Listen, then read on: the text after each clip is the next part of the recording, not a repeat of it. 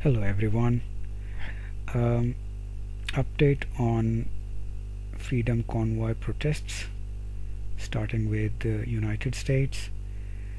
Um, the Washington D.C. National Guard is ratcheting up preparations for forthcoming truckers protest, set to begin on Tuesday as new group of roughly 1,000 truckers, dubbed the People's Convoy, makes its way to the national capital in protest of sickness mandates. So National Guard is preparing for the upcoming trucker protests, and they will start encamping today through March 7th.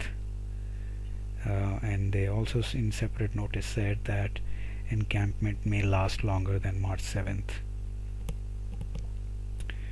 Fox News Brad Pergram reported earlier today that National Guard is now scrambling to secure heavy tow trucks to haul away semis which may try to block roads. So yeah, they are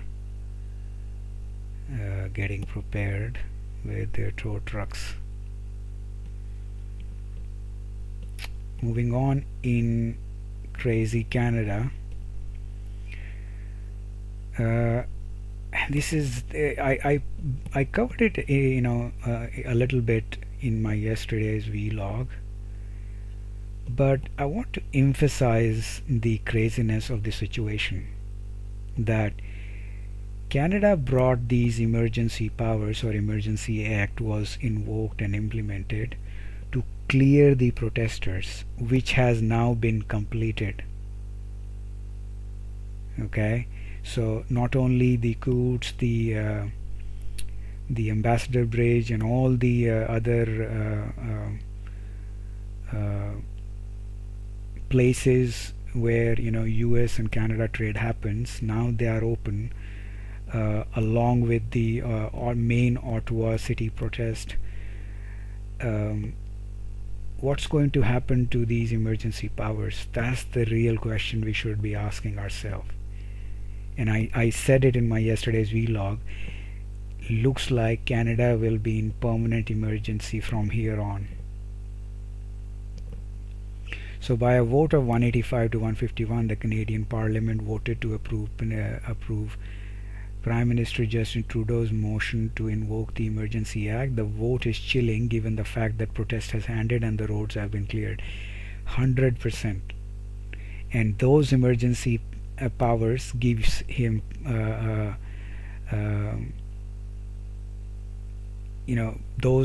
Emergency Act gives him powers to stop travel, stop any financial transactions, or close bank accounts, brokerage accounts, insurances, trusts, you name it. I mean, it's much far and wide dragnet now around the necks of Canadian populace.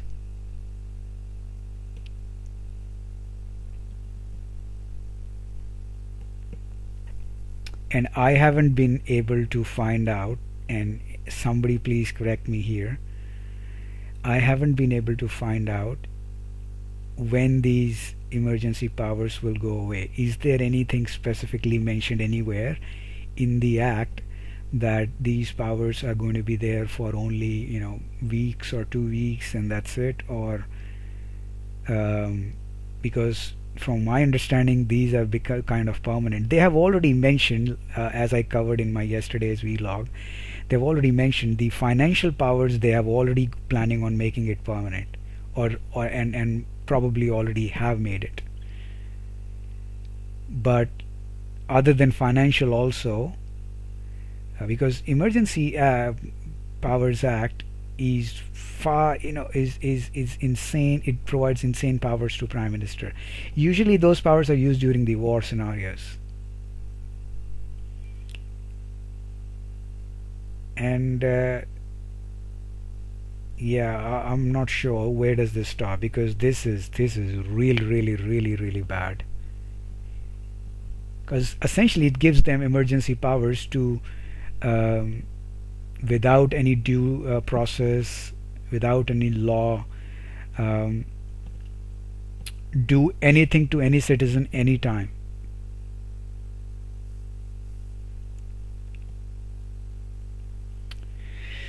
Moving on, Canadian politician Mark Strahl on February 20th claimed that a single mom with a minimum wage job had her bank frozen after she legally donated $50 to Freedom Convoy. Now, this is the sad part of these powers. I mean, some lady donated $50 and now she is completely and royally screwed. Brienne, name of the nice lady, is a single mom from Chilliwack, working a minimum wage job. She gave $50 to Convoy when it was 100% legal. And I agree with this. She didn't break any law, it was within her rights. The Emergency Power Act or any other law that you can use as an excuse that any wrongdoing was done cannot be done retrospectively.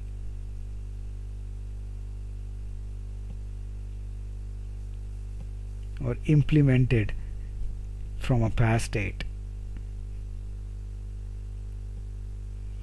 She hasn't participated in any other way. Her bank account has now been frozen. This is who Justin Trudeau is actually targeting with his Emergency Act orders. Yeah, I mean, it's insane, absolutely insane.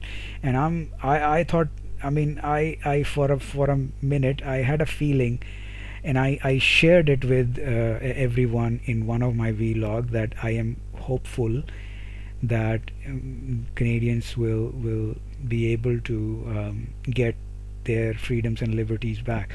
But now everything has pretty much died down. And as I mentioned in that vlog, I have become extremely cynical because I see this over and over, that people just take it lying down. And not just in Canada, everywhere. And not to blame people, I mean, with these sort of insane draconian laws, um, there's not much public can do. But still, they will have to do it. Otherwise, whatever little um, freedoms they have left will be also completely gone. Now, RCMP said account freezing powers under the Emergency Economic Measures Act pertain to individuals who were influencers in illegal protests in Ottawa, and owners and or drivers of vehicle who did not want to leave the area impacted by the protest. So here RCMP is saying that they are not focusing on the donors, but just the influencers and the owners and drivers of the vehicle. Now, influencer itself is a very wide term. I mean, you can cover everyone, and everyone under the sun as influencer. At no time did we provide a list of donors to financial institutions. That's what RCMP is saying in their argument, that they are not responsible for something like this.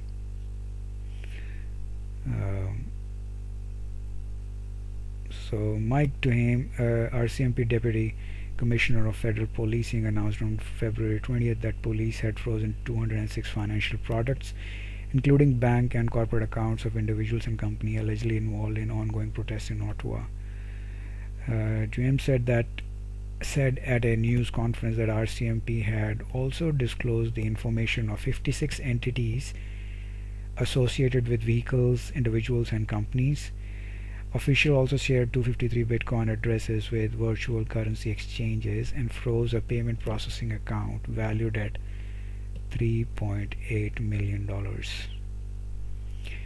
So yeah, I mean, it's hard to trust anything coming out of Canadian government or incumbent government.